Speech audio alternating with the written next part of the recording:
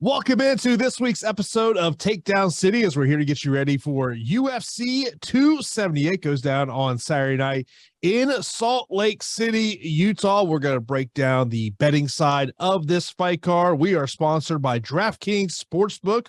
We'll talk about the great offer they have for the Takedown City watchers here coming up here in a little bit. But Pete, UFC 278 this weekend.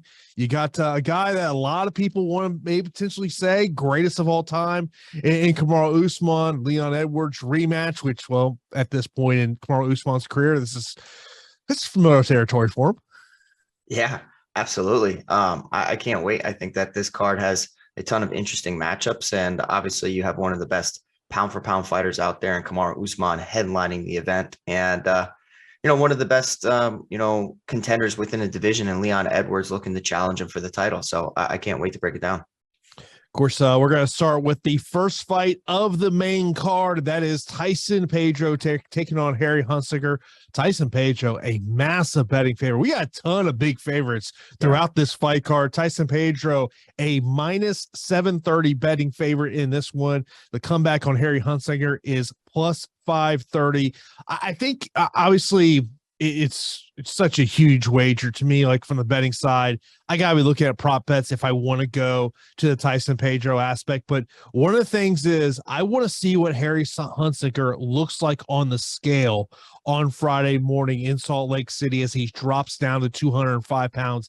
That is one of my biggest question marks with him. I mean, look, I feel like this is a tailor-made matchup for Tyson Pedro. Obviously, his managers are doing a good job for him, getting him these favorable matchups here. But like to me, okay, if you just want to take a shot in the dark, Pete, Hunsucker wins via knockout first round. Take a shot. Here's another shot I'll give you. Tyson Pedro wins by submission. Yes. So, I mean, this is always a volatile division, right? Heavyweights and light heavyweights, anything can happen. One shot changes everything. I do think that the management team of Tyson Pedro is doing a fantastic job of getting his feet back underneath him, having a decent absence from the cage, returning against Ike Villanueva. And now another, not a softball matchup, well, kind of as close to a softball matchup as you can have. A little bit of a step up in competition from Ike Villanueva to Harry Hunsucker. Hunsucker is going to go out there and it's going to be extremely aggressive. So the round one KO prop of Harry Hunsucker, I think, is his best path to victory, because over the course of 15 minutes, I do not think that he is going to be able to pull off a victory or just be the better minute winner against Tyson Pedro. So I don't hate that at all. Hunsucker round one is like plus 1,200, and that's completely fine. I really do like Tyson Pedro via submission, and I think that's the best way to get away from the chalk. We already know that Tyson Pedro via TKO KO has been juiced already to almost minus 230. So for me, I look to try to get a little bit different and see where I can get some leverage on the entire on the line. And in 7 of Pedro's fights inside the UFC, he has attempted a submission in 4 of them, and he is a really, really talented submission artist. So I like him, Tyson Pedro, to win via submission, sitting there at plus 275. I will say this: if you're looking to take that stab on Harry Hunsucker, I'd almost rather. I mean, look, you can chase that round one prop, which seeing it plus 1,200 over a DraftKings Sportsbook. But why not just go Harry Hunsucker wins inside the distance at plus 1,000?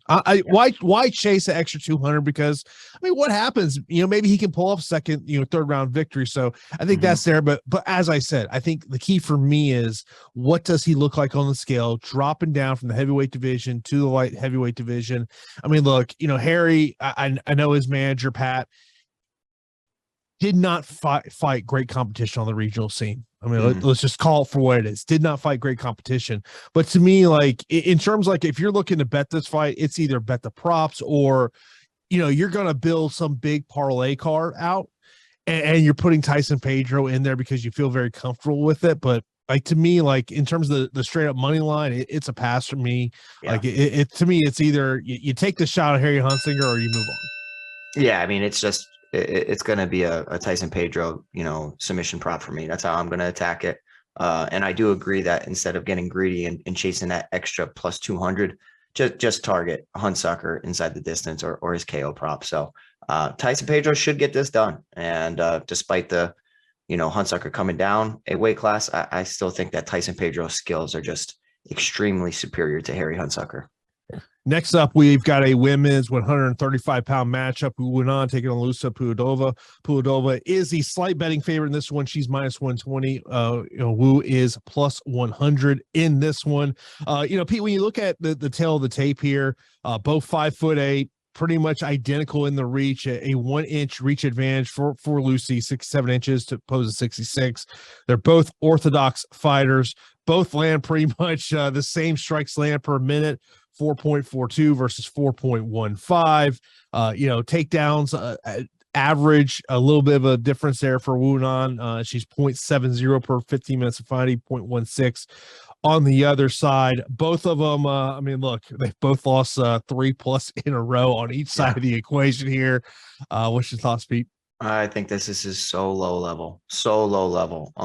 And then when I look at the lines, I just don't really understand why Lucie Pudilova is the favorite. I think it's because Yanan hasn't really had that statement win, and she's 1-4 in her UFC tenure. And Lucie Pudilova, the best thing you can say about her is she has a win over Ji-Yeon Kim, Sarah Morris, who is okay, but a split decision against Irene Aldana, who has really blossomed into a decent contender within the division. So I feel like that is the only reason why this line is relatively close, because in 2022, I don't really understand it. I think that Yanan should be the favorite here. And when I see her at dog money, I'm completely fine with backing her at plus 100. I foresee that this is going to be pretty competitive. I think if Yanan wants to mix up some takedowns, she can have success. I do think that her overall volume is enough to frustrate a lot of opponents. And to be honest, if you go back and you watch the fight film of Mayra Bueno Silva against Yanan, it was a closer fight than what the box score or what the judges may even reflect in their scores. It was really close. So I think that Yanan is the rightful side and should be the favorite here. As far as a prop, I think that Yanan winning by decision sitting at plus 150 is just another bonus to get, an extra plus 50, a part of your tag. But I just think dog money is fine, just plus 100 overall for Yanan. Yeah, I think it's take the dog here. And I mean, look, not a fight I love. Like you said, it's low level women's 135-pound action here in the UFC. So I think that's something to kind of think about here. Of course, we are sponsored by DraftKings Sportsbook. Told you a little earlier on the show that they got a great offer for the Takedown City listeners. Bet $5 or more on UFC 278 and get $200 instantly. This is for first-time DraftKings Sportsbook customers only. Make a deposit of $5 plus into your sportsbook account. Place a wager of $5 or more on UFC 278 between today through August the 20th. You'll receive $200 instantly in addition to any cash winnings from your original wager once it settles. Your first place wager of $5 plus on UFC 278 will be your qualifying wager. So be sure to check out our friends over there at DraftKings Sportsbook. Click that link in the video description below. You got to look at place a bet here on UFC 278. Be sure to take a bet with our friends over there at DraftKings Sportsbook. Let's move over to the next matchup. It is a bantamweight matchup, big matchup here in the bantamweight division, as we've got the former featherweight champion Jose Aldo take on Merab Dvalishvili. Merab Dvalishvili is the betting favorite in this one, minus 130, plus 110 for Jose Aldo.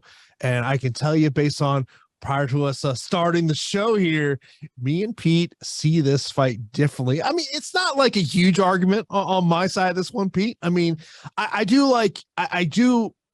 So, kind of a little teaser here. I'm on the Merab side and Pete is on the Aldo side. The one thing is, I think from a 3-round aspect that it does benefit more Jose Aldo as opposed to Merab.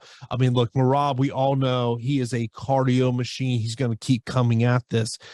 The concern I do have is, can Jose Aldo implement the success that Moraes had against Merab, in Merab's last fight where, I mean, look, Merab almost got finished in that matchup. But obviously a concern is, you think of Merab, I think about takedowns. But Jose Aldo, the takedown defense has always been there. He's a 90% takedown defense rate here. Look, this is one that on the Merab side, we might potentially have to sweat out. I do have concerns about the leg kicks of Jose Aldo leading this one, but I do favor Merab. Interesting. I mean, this is a really, really compelling matchup. And in my opinion, it should be the co-main event of the evening. That's how I view this fight. And, you have Dvalishvili, who is such a pace maniac. Like he pushes such a high pace that he can break a lot of opponents. And we saw that in the Marlon Moraes fight where Moraes has, dangerous striking. He's excellent in round one. And then outside of that, his cardio just cannot, he can't sustain the same pace. So Merab turned the tide of the fight, implemented some takedowns, and it was a ton of ground and pound. And that was the difference. And you have Marlon just accepting the position and just similar to the Henry Cejudo performance, having success early and then kind of crumbling when he's met with resistance. I do think that the same thing can happen here. But it's tough to say so because like Jose Aldo can get ground and pounded. We think about the Petr Yan fight. We think about the Max Holloway, but the difference between those fights and against Merab Dvalishvili is that Jose Aldo is met with an equal opponent in the striking department. I do think that Merab is going to get pieced up. And I think that's why like these other fighters had success against Jose Aldo. I think Jose Aldo is going to be able to keep it on the feet. We saw what Marlon did in round one. I think Jose Aldo has better cardio, clearly, championship experience, and can do this over the course of the entire fight. I think that he's going to end up knocking out Merab Dvalishvili. Now, Merab can, chain together takedowns and win minutes of a fight, which is my worry actually for a 15-minute fight. I feel like pretty similar to the Dominic Cruz and Marlon Vera, like 25 minutes for Jose Aldo to find that chin, I think is a better outcome than just 15 minutes personally. And I know that's a slight disagreement with you, but I do favor Jose Aldo here at plus 110, and not necessarily because of what I saw from Marlon Moraes and having the success on the feet. It's just of how I see Jose Aldo forcing Merab Dvalishvili to just, to strike with him. I think something's going to land. The takedown defense is going to be on point. And Jose Aldo for a prop sprinkle to win by KO, TKO sits at plus 400. And I'm all about it. I do like the Merab via decision prop. I mean, as much as I like him to win this fight, I think that that's probably the likely path. And that's where I would kind of go with Merab to win this matchup. But I mean, look, and the winner of this matchup could very well be the backup plan if, say, TJ Dillashaw doesn't make it to his fight there against Aljamain Sterling. Of course, we want to hear what your best picks are for UFC 278 and post a correct fight pick in the chat. Hit that right there below, and you could win a free week of our premium betting picks package. We will select one random winner who correctly predicts the winner of any fight on UFC 278. So good luck. Of course, also be sure to smash that thumbs up button. Share the show with your friends. Help your boys out here. Help us grow this show. Let your friends know about Takedown City. Of course, we're here every week of a UFC fight card to get you ready from the betting side of it. Co-main event is a middleweight matchup. You got Luke Rockhold taking on Paulo Costa. Paulo Costa, a sizable betting favorite in this one, minus 360 plus new 295 is a return there on Luke Rockhold. We have not seen Luke Rockhold since 2019 when he lost to Jan Blachowicz at 205 pounds.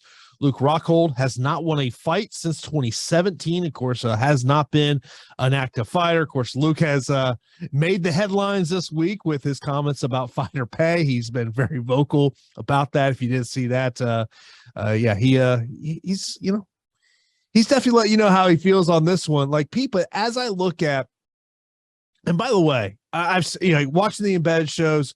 Luke looks in amazing shape. I mean, he looks in tremendous shape. Now, I know, you take that for what it is, but like, I'm looking at this fight of, okay, if you're looking for a value play, I'm not against getting a Luke Rockhold. I just feel like if Luke's going to win this fight, I think a lot of people, forget how good Luke's jiu-jitsu is. And the question is, can he get it there? Also, look, we've seen the issues Paulo Costa's had on the scale, and his camp is saying all the right things that, he's coming in lighter for this camp. Everything's going great. Want to see what he looks like on Friday. But also on the other side, like, do you trust the chin of Luke Rockhold at this stage? I'll tell you what, and this kind of I was talking to my friends about. If Luke Rockhold had like one of the best chins in the sport of MMA, he'd be a a champion for a long time, because his skills are better than most of the division in all areas. He's a fantastic grappler, fantastic grappler. He's a very, very good striker. It's just his striking defense, and depending on leaning back to avoid shots, has led him to get clipped several times. So I think that Luke Rockhold, looking to step back into competition against a very, very difficult opponent in Paulo Costa, I feel like there are plenty of other matchups that he could have chosen and taken. And I think that this is a very difficult one. Obviously, Costa looked poor in his past couple performances, but up until that point, he has looked strong and he's looked great. I think that Luke Rockhold's going to get knocked out here. And I think similar to Alexander Gustafsson, where Nikita Krylov just, okay, welcome back, and got on him really, really quickly and didn't allow him to get his feet wet. We could see Paulo Costa just get rid of him in round one. And that's kind of what the books are thinking. And that's why Paulo Costa is such a big favorite here at minus 360. That would be a very intelligent approach, is just start off hot out the gate before Rockhold can really feel comfortable. I do, however, think that this is going to end in rounds 2 or rounds 3. I just have a feeling that Luke's going to come out there and make Costa work. And Luke is so skilled and pretty smart too, that it's going to be competitive early. And I really do think that, you can just pick Costa to win by TKO KO sitting at minus 150. But you know me, I'm always trying to get some plus money. So I'm trying to find a way around this juice. And the way that I can see it is by sprinkling Costa round 2 sitting at plus 350 and Costa round 3 sitting at plus 850. And it's just more about how talented Luke Rockhold is, and how I think that eventually Costa's going to knock him out. But I think he's going to have, he's going to be met with some adversity early. Now, the one thing that Paulo Costa will have to deal with is a 5-inch reach disadvantage in this fight. 77-inch reach for Luke Rockhold, 72 inches for Paulo Costa. And of course, Luke is southpaw, while Paulo Costa is orthodox. I mean, look, I keep thinking about this, like, how does Luke get it done? And I keep thinking, like, it's him getting this fight into the later rounds, wearing down Paulo Costa, then getting the fight to the ground. And I think if he wins, I think it's a rear naked choke. That is definitely a path to victory. I also think that left leg of Luke Rockhold is super, super dangerous. He could tax Costa by burying that kick to the liver, and also just making him a little bit gun shy. And anytime that you're facing opposite stances, if Luke Rockhold wants to limit the amount of right hands that Paulo Costa throws, the best way to do that is by punishing that arm and just making him stay back to block that kick, whether it's to the body or to the head. So honestly, a left kick would not surprise me at all. Luke has all the skills in the world. I just worry about being away from the sport for so long and then hopping into one of the most competitive, dangerous matchups that you could have. No doubt about it. Now, the main event of this fight card, welterweight title matchup. You got Kamaru Usman defending the title against Leon Edwards, a rematch. These guys fought so long ago. I don't know how much you really take from that first match because it was so long ago. Kamaru Usman enters this fight after coming off hand surgery, so that's kind of a little bit of a question mark I have for him heading into this one. He's a minus 360 betting favorite, plus new 295 for Leon Edwards. And, when I think about Kamaru Usman, Pete, I think about kind of how we've seen him evolve since making the switch from South Florida, where he was training at Sanford MMA, of course, now known as Kill Cliff FC, been known by about 10 other names at this point. Mm-hmm. And now he's made that move out to Colorado. And I think we've really seen that difference. But when I think about this fight and I think about Kamaru Usman, like, do we see the Kamaru Usman that wants to go out there and show that he can win a fight on the feet, like we've seen it in some instances? Or is this a man that goes out there and says, look, I have a clear advantage in the grappling, and I'm just going to grapple the hell out of Leon Edwards? And, it's a big favorite here. I'm looking at the more Kamaru Usman wins via decision prop. Yeah, I mean, I really think that Kamaru Usman is one of the best fighters we've seen. And clearly the masses agree, because he's a part of the pound for pound rankings and he's contending for one of the greatest of all time. What he's doing and how he's winning and how dominant he is, is pretty exceptional. And I do think that Leon Edwards on paper is one of the most difficult matchups that Kamaru has had to date. Outside of Colby Covington, I think that Kamaru has been the rightful favorite and in some favorable matchups. Now, Leon presents some dangerous skills because he can strike, he can wrestle, he can counter wrestle, but I don't think that he can wrestle as well as Kamaru Usman, as evidenced in the first fight. So I do think that's something that Kamaru can lean on, is the wrestling, but I don't necessarily know if he's going to have the same levels of his success. I feel like early on his wrestling pedigree was at such a high level and his striking was at such a low level. And I feel like they've kind of caught up to each other with the wrestling, kind of being that ace up the sleeve, where Kamaru likes to strike because he's knocking people out and he's really developed that part of his game. And then if he needs to get a takedown, he will. So again, with all that being said, I've never really been a Leon Edwards guy, and on paper, he looks like a monster.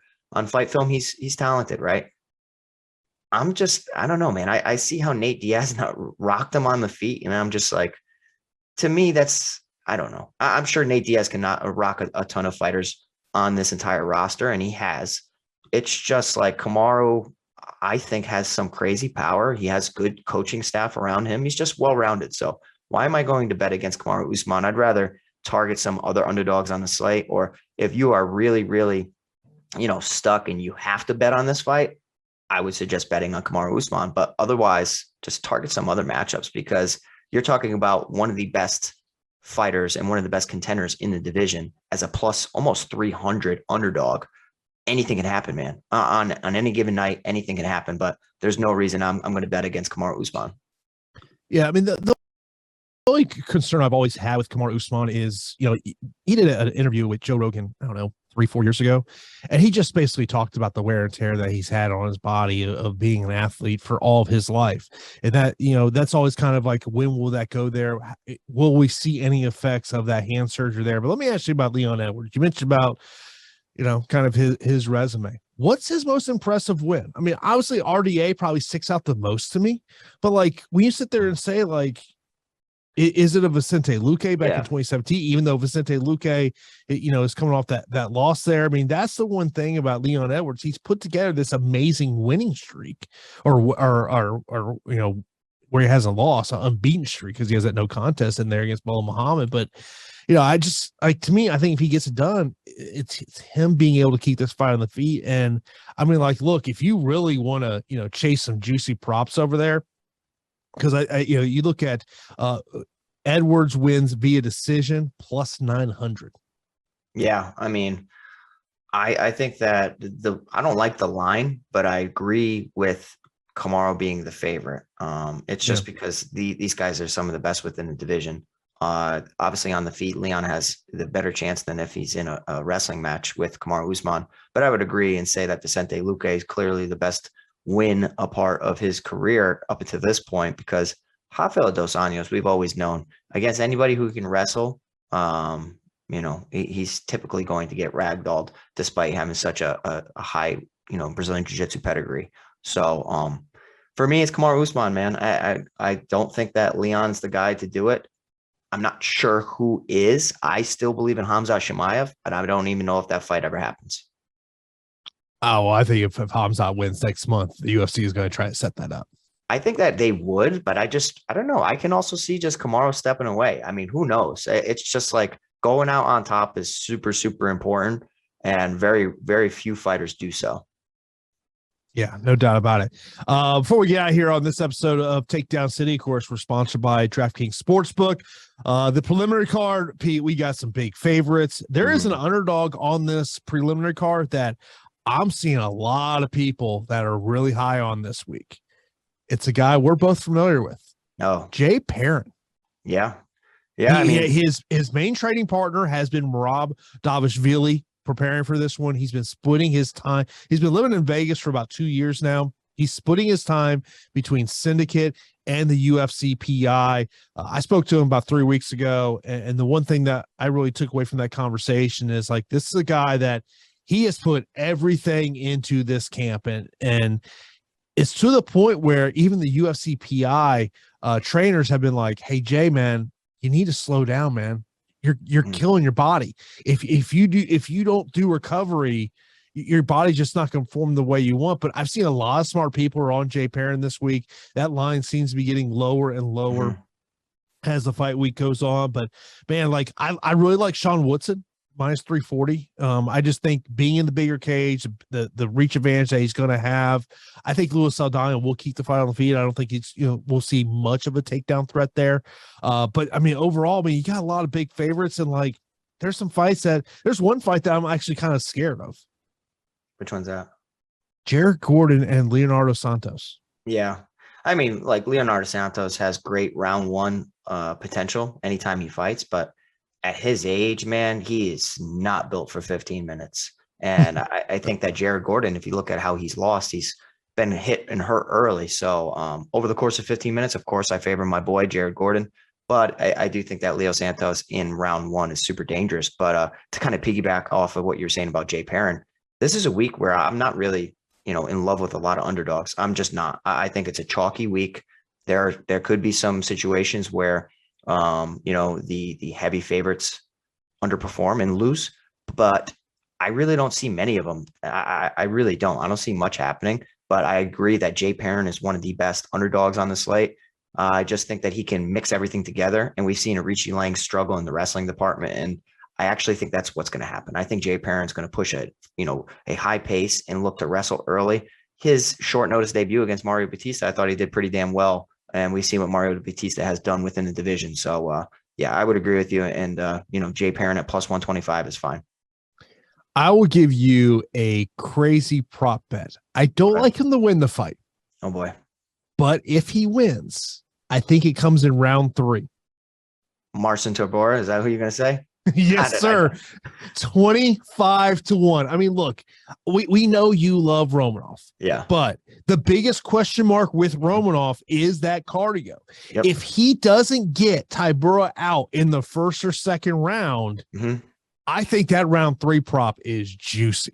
Oh, I agree with you. And, I like Romanov, but clearly he's a liability in the cardio department. And I also think that we saw some limitations within his skill set against Juan Espino. Now, I think the reason that he was so taxed in that matchup was because of the pace. But in addition to that, it's the wrestling skill set of Juan Espino. So it was kind of like a mirror match at times. I don't think that Marcin Tybura can wrestle with Romanov, but I think that he can survive because he's a talented ground fighter. And then in round 3, we've seen Romanov just completely overexert himself. So I would agree with you that that's a juicy prop that I will have some. I will definitely have some sprinkles on just in case. But I'm hoping the best for my boy Romanov. Yeah, I mean, I think Romanov is clearly the right way to play, but I'm just saying, if you want a little juicy prop out there over at DraftKings Sportsbook, that is a juicy prop that I do like over there. Of course, we appreciate everyone tuning in for this episode of Takedown City. Be sure to check out DraftKings Sportsbook as make a deposit of $5 plus into your sportsbook account. Get $200 instantly. This is for new users only. All you got to do is place a wager, a $5 plus wager on any fight there at UFC 278. Of course, click that link in the description below for details. Of course, we appreciate everyone tuning in here for Takedown City. Smash that thumbs up button, share this with your friends, and of course, leave your picks down in the comment section. Appreciate everyone tuning in for this episode of Takedown City.